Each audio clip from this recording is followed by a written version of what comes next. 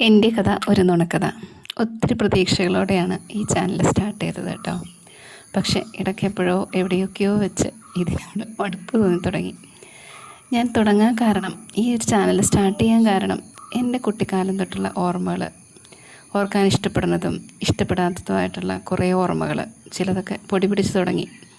ആ ഓർമ്മകളൊക്കെ എടുത്ത് ഇടയ്ക്ക് പെറുക്കി വയ്ക്കാൻ ഒരിടം ഞാൻ അന്വേഷിക്കുകയായിരുന്നു.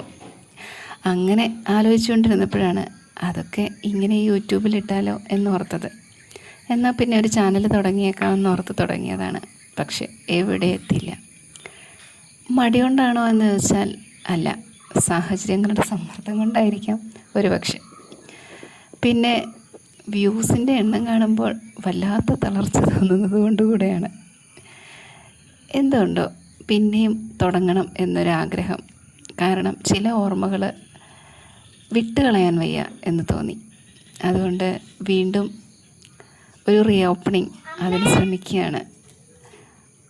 ആർക്കും അത്രയ്ക്കൊന്നും ഇൻട്രസ്റ്റഡ് അല്ല എന്ന് തോന്നി എൻ്റെ ഈ ചാനൽ. നമുക്ക് എനിവേ സ്റ്റാർട്ട് ചെയ്ത് നോക്കാം. എങ്ങനെ പോകും എന്നറിയാമല്ലോ. എന്നെ കേൾക്കാൻ ആർക്കെങ്കിലുമൊക്കെ ഇഷ്ടം തോന്നുന്നുണ്ടെങ്കിൽ സബ്സ്ക്രൈബ് ചെയ്യാൻ മറക്കരുത് കേട്ടോ.